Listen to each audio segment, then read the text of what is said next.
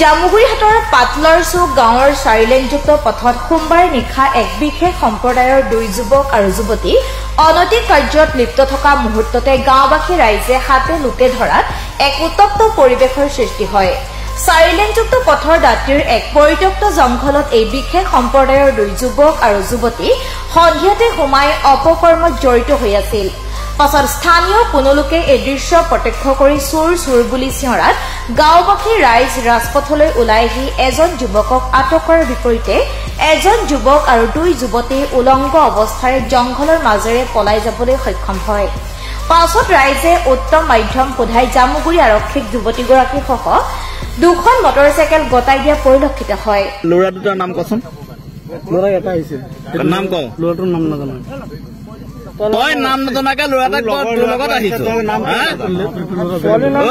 ছোৱালীৰ নাম ছোৱালীজনী দোলাবাৰী হয়। নাম কতো ঘৰ নাম হাসিনা আৰু এটাৰ নাম আপোনাৰ হাসিনা কি? হাসিনা বেগম। বাপেকৰ নাম কি? বাপেকৰ নাম নাজানো। তই কেনেকে চিনি নাপাৱ? তই কেনেকে আনিলি? তই চিনি নোপোৱাকে তই কিয় আহিছিলি? আনিলি কিয়? দোলাবাৰী থাকে। দোলাবাৰী থাকে। তোৰ ঘৰ দোলাবাৰী? নাই ঘৰ দোলাবাৰী নহয়। একলগত নহয়। হেৰি ইয়াক পিটন দিব লাগিব, তেতিয়া ই হৈ কাঢ়িব। সঁচা কথা ক। তই ল'ৰা দুটাৰ নাম ক। একদম চকু খপত খাই গ'লো একদম। চকুৰ শপত থাকে নেকি? তহঁতৰ এৰা কোৰাণৰ শপত খালেও তহঁতে এৰা ভাল কথা সঁচা কথা নকওঁ। সঁচা কথা ক। তহঁতে দোলাবাৰীৰ পৰা ইয়াত 16 কিলোমিটাৰ আগৰ ছোৱালী অপকৰ্ম কৰিবলৈ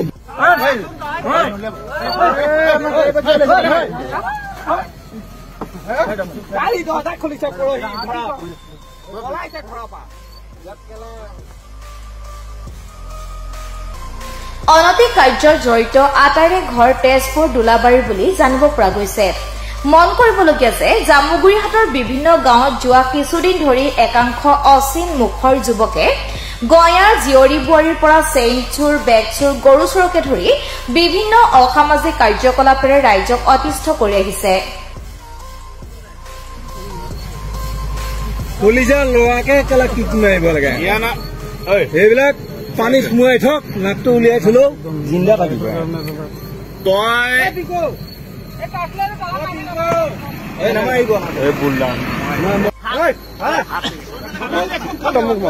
ইয়াৰ নাম জাকিৰ হুছেইন।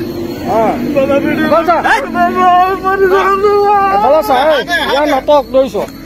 হেল্ল' গৈছো ৰবা। এইটো চাওক আপুনি নিজে চাওক। দেখিলে এইটো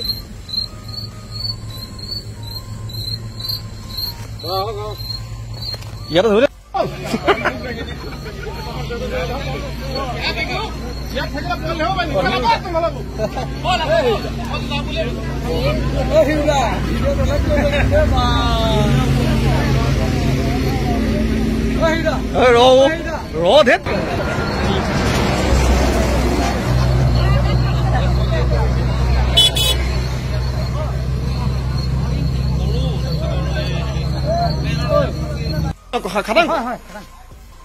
বাৰেচহৰীয়া ভাওনা খ্যাত তথা শংকৰী সংস্কৃতিৰে ভৰা খিলঞ্জীয়া অসমীয়া মানুহৰ এই ভৰা গাঁৱত একাংশ বিশেষ সম্প্ৰদায়ৰ মানুহে যোৱা কিছুদিন ধৰি সঘনাই চলাই অহা এই অসামাজিক কাৰ্যকলাপত অতিষ্ঠ হৈয়ে নিশা ৰাইজ ৰাজপথলৈ ওলাই অহাও পৰিলক্ষিত হয়।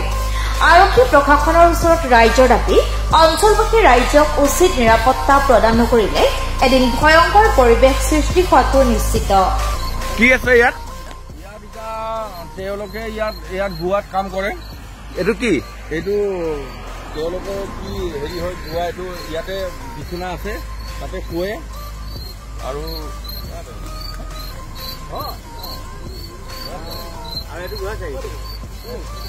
ইফালে এটা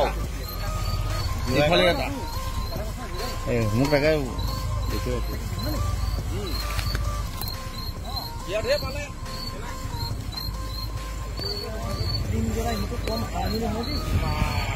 আমি ক'বলৈ গ'লে ইয়াৰ যিখিনি ঘটনা ঘটি আছে আমাৰ কাৰণে দুৰ্ভাগ্যজনক, ৰাইজৰ কাৰণে দুৰ্ভাগ্যজনক। গোটেই পৰিস্থিতিটো নষ্ট কৰি পেলাইছে, গোটেই পৰিস্থিতি বিনষ্ট হৈছে। ইয়াত আজি অলপমান দিন ধৰি পেলাই পাটলাৰচুক গাঁৱৰ তিনিআলি চাৰিআলি যিটো আছে আমাৰ জামুগুৰিহাটৰ, এই চাৰিআলিটোত আমি আজি বহুদিনৰ পৰা বহুখিনি অচিনাকি মুখ দেখি আছো। ইয়াত নিশা আমি ছোৱালী ওলোৱাত গম পাইছো। গতিকে চাওক প্ৰশাসনে যদি এইবিলাক চকু নিদিয়ে এনেকুৱা ঘটনাটো ইয়াতকৈ ডাঙৰ ঘটনা ঘটি যাব কেতিয়াবা। আজিৰ তাৰিখত আমাৰ আজি এই অঞ্চলৰ যুৱকসকল অকণ সজাগ হৈ আছিলে বুলি খন্তেক সময় আগতে দুজন যুৱকে 2খন বাইকত 2গৰাকী গাভৰু ছোৱালী লৈ আহি পেলাই ইয়াত অপকৰ্মত লিপ্ত হৈছে। এই কথাখিনি আজি এজন যুৱকক কৰায়ত্ব কৰা হৈছে, বাকীসকল পলাই গুচি গ'ল। আজি যুৱকজনক কৰায়ত্ব কৰাৰ পিছত গম পোৱা গৈছে যে তেওঁলোক জামুগুৰিহাটৰ নহয়, তেওঁলোক বাহিৰৰ পৰা আহিছে। এই পৰিৱেশটো সদায়তো জনসাধাৰণৰ ৰক্ষা কৰি থাকিব নোৱাৰিব, আৰু জনসাধাৰণৰ ধৈৰ্যৰ একোটা সীমা আছে। আপোনালোকে দেখিছে আজি পুৰুষ মহিলা কণ কণ শিশুলৈকে চব ওলাই আহিছে, কিমান অতিষ্ঠ হৈছে। ইয়াত গাঁওখনত গৰু চোৰৰ পৰা ডিঙিৰ পৰা চেন চুৰ কৰি নিয়াৰ পৰা অনেক ঘটনা ঘটিছে। এই ঘটনাখিনি কেনেকৈ সুবিধা পাইছে হ'বলৈ? নিশ্চয় প্ৰশাসনৰ অকণমান হ'লেও সোপা দিলে কিবা কথা আছে, সেইকাৰণে হৈছে। প্ৰশাসন শক্তিশালী ভূমিকা ল'ব লাগিব, কাৰণ আজি আমাৰ এই গাঁওখনত আমি আজি কেইবামাহো ধৰি পেলাই একেৰাহে পহৰা দি আছোঁ, নিশাৰ ভাগত আমি পহৰা দি আছোঁ। কিন্তু এই পহৰা কাৰ্যটো আমি যিমানলৈকে আমাৰ ক্ষমতা সিমানৰহে আমি কৰিব পাৰিম। প্ৰশাসনৰ যদি সহযোগিতা নাথাকে, প্ৰশাসনৰ যদি সক্ৰিয় ভূমিকা নলয়, পেট্ৰলিং যদি নবঢ়ায়, তেতিয়া কিন্তু সম্ভৱ নহ'ব। এই পৰিস্থিতিৰ এনেধৰণৰ হৈ থাকিব। গতিকে চাওক, ৰাতিৰ ভাগত নহয় দিনৰ ভাগতো পেট্ৰলিঙৰ প্ৰয়োজন আছে। এতিয়া আজি চকীঘাট দলঙৰ আগত যিটো পেট্ৰলিং এটা আমাৰ চেকপোষ্ট আছে, এই চেকপোষ্টটো সক্ৰিয় কৰি ৰাখিব লাগে, শক্তিশালী কৰিব লাগে। ঠিক তেনেকে ওলাই যোৱাৰ ক্ষেত্ৰতো নাশংকৰ মঙলবৰীয়া বজাৰৰ ওচৰত এটা চেকপোষ্টৰ প্ৰয়োজন আছে, চেকপোষ্টটো শক্তিশালীকে ৰাখিব লাগে। আজি এজন যুৱকক ধৰা হৈছে, তেওঁ আমাৰ ইয়াৰ নহয় দোলাবাৰীৰ বাসিন্দা বুলি আমি গম পাইছো। গতিকে তেওঁক পুলিচৰ হাতত চমজাই দিয়া হৈছে, পুলিচে তেওঁলোক কাৰায়ত্ব কৰি লৈ গৈছে, আৰু পুলিচে তেওঁৰ মুখৰ পৰা গম পাইছে যে 2জন যুৱক 2গৰাকী ছোৱালী আছিলে, এজনক ধৰা হৈছে, আৰু যুৱক এজনে ছোৱালী 2জনীয়ে ইয়াৰ পৰা পলাই গৈছে। আচৰিত লাগিব, আপোনালোকে দেখিলে আচৰিত হ'ব। মহিলাৰ কাপোৰ খোলা অৱস্থাত ইয়াত পৰি আছে। গতিকে সেই নিৰ্বস্ত্ৰ অৱস্থাৰে মহিলা পলাইছে, মানুহ অতিষ্ঠ হৈ পৰিছে। এতিয়া আমি যদি সঁচা কথা ক'বলৈ যাওঁ, সাম্প্ৰদায়িকতাৰ বীজ সিঁচিছে বুলি ক'ব এটা বিশেষ সম্প্ৰদায়ৰ ব্যক্তি, কিন্তু আজি ধৰা পৰাজনৰ বিশেষ সম্প্ৰদায়ৰ ব্যক্তি। আপোনালোকে খবৰ ল'ব, থানাত গম পাব, তেওঁৰ নামটো থানাৰ পৰা আপোনালোকে সংগ্ৰহ কৰিব, গম পাব। আমি চৰকাৰখনকো আহ্বান জনাইছো যে জামুগুৰিহাটত শক্তিশালী প্ৰশাসনৰ ব্যৱস্থা কৰক, পুলিচৰ সংখ্যা বৃদ্ধি কৰক। জামুগুৰিহাটৰ পৰা জোন বৰা ৰিপৰ্ট, PI নিউজ।